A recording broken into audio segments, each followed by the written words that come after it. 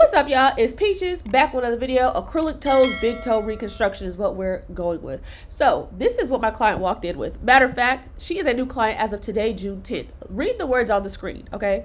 Let me know when you're done reading, and then we're going to talk further, okay? So this is not an issue that has anything to do with fungus. I know a lot of people tend to see dark toenails, thick toenails, broke down toenails, and they just automatically think fungus. Okay, they got a lot to say, but this particular client is not struggling with a fungal problem at all. Even before I saw her feet, she was actually talking to me and saying that she has struggled all her life with issues as far as calcium and being deficient in certain vitamins, etc. And so this is just completely genetic. I know it may be a shocker. Some of you guys are still going to say that this is fungus. Believe what you want to believe, okay? So I do want to apologize for my voice. You guys, clearly you can see I'm not feeling well. I was editing the Get Ready With Me vlog the other day. Don't have enough storage on my computer. So this client came in today. I got time before the next, and I just figured, let me go ahead and figure this out, all right? So as far as my voice, I have a lot of sinus congestion, okay? And this is just what it is, all right? So I wanted you guys to see the prep, because although it is the same as just, not a reconstruction, I just wanted you guys to see how detailed you need to be. You need to get in every single nook and cranny. And then I go in with a towel and I remove a lot of the dust. I know some people are going to want to get in there with a brush and alcohol and just a lot of extra steps. It's honestly not necessary. You can get away the majority of the dust by just using a little elbow grease and getting in there, as you guys can see. And then of course we're going to go ahead and prime.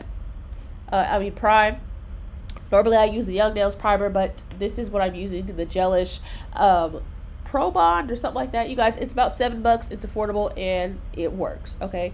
The color that we're going to use is Nude Panther by Not Polish. If you are not aware, I do have a coupon code. You want to save some money off, link is in the description.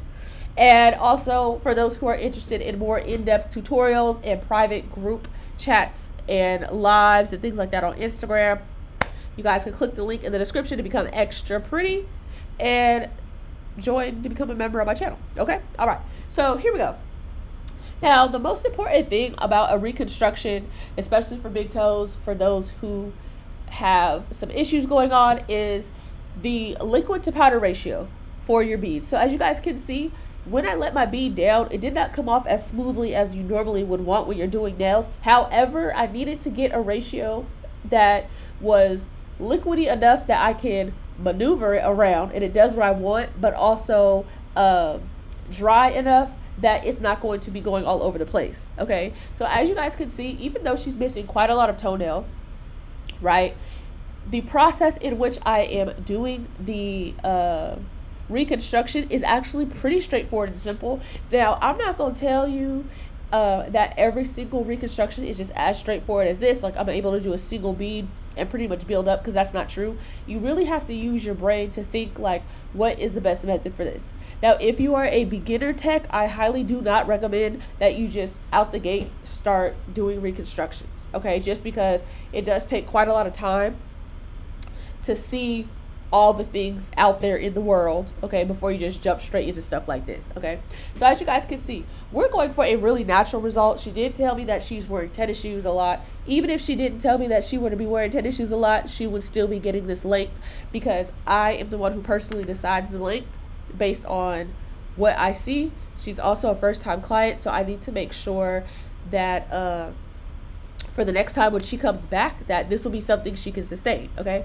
So you guys are going to see that I built the base, right? You guys have seen me do this before, and I'm going to go in with a bead for the cuticle area, right? So not only are we worried about coverage as far as the acrylic, because we don't want to make it too thick, but also she has darkness on her toes. Now, some of that darkness is going to show through no matter what, because number one, we do not want the acrylic thick enough to where, yes, the darkness is covered up, but now we have a very unbalanced enhancement. You guys, again, I apologize for my voice. It's honestly probably just gonna get worse the more I talk, but we gonna give it a go, okay? So we need to find the proper balance between what is a good stable structure for this enhancement, but also how can we cover up a lot of the discoloration, all right? So we're talking, once again, we want to have a really nice natural enhancement. And basically, we are going to be focusing on making sure that everything is nice and flush. Again, we need to make sure the cuticles is tucked, because when we go ahead and file, we want to make sure that none of the product is just going to straight up flake away. All right.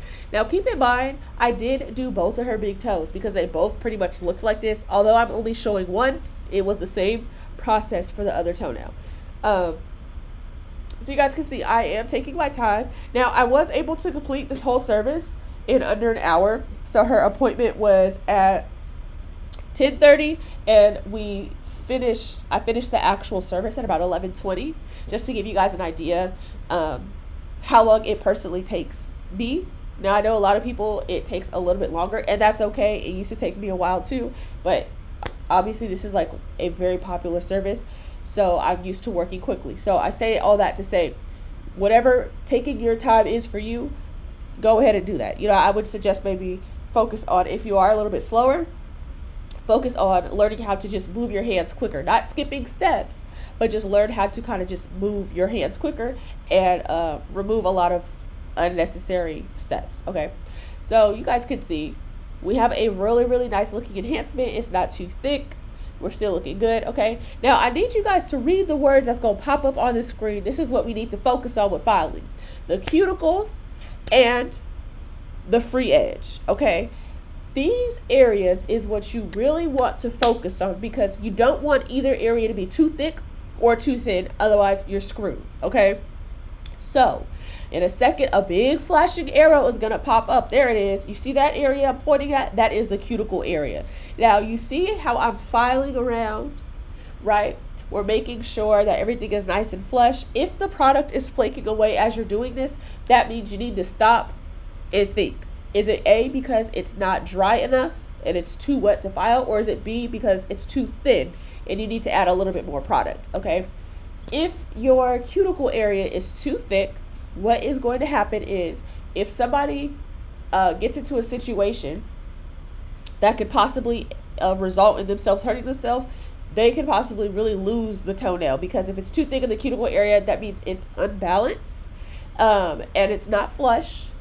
And if, let's say, if something were to hit the free edge, just like on your nail, it's going to pull and put a lot of force on that back half, which is what we don't want. So the cuticle area is not just that bottom part. You see I'm going around the sides as well, all the way around. Yes, that whole U shape is really what we need to work on. And so we're going in and making sure our side walls are straight. And we just want to make sure, again, the free edge is looking nice. So again, in a second, a big flashing arrow is going to pop up, and I'm going to show you guys the next area of importance, which is the free edge, so you guys really, really get a good look at what I'm talking about. So you see this big arrow? You see what I'm doing right here, baby? That's the free edge. That is the next area.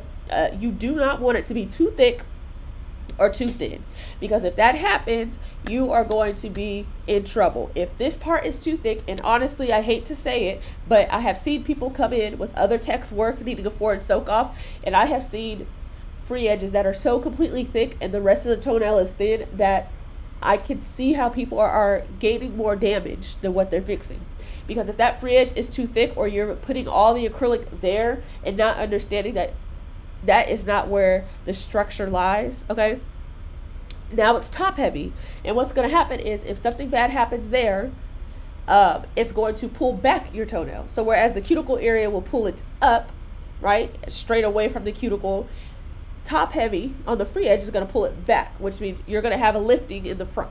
Okay, so you guys can see I am just taking my time, and I'm filing until I feel like it's nice and straight. And the client actually did try to tell me, she's like, girl, you think you could kind of like taper towards the tip? And I actually told her, no, I can't. I have to stick to the guidelines that your natural toenail is giving me, because if I taper it, then that's not the appropriate structure. So in these reconstructions and stuff, do not let clients dictate and tell you what they feel like should happen. If you are a skilled nail tech, and I'm going to say hopefully licensed, because like I always say, there's so much to feet that you need to know, that you learn in school, that honestly just gives you a lot of knowledge as far as like the structure of nails and stuff in general. All right, no shade to nobody unlicensed, but I'm just throwing that additional layer in there, right?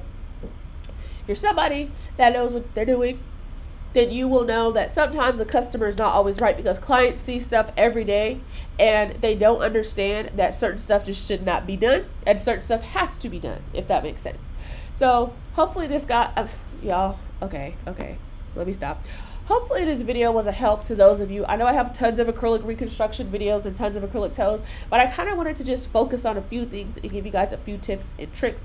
Now read the words on this screen. This is the last tip I got for you. Always double check your work, okay? Again, if you're interested in more one-on-one type of things, join my membership. Thanks for watching. Subscribe, notifications on. See you all in the next video.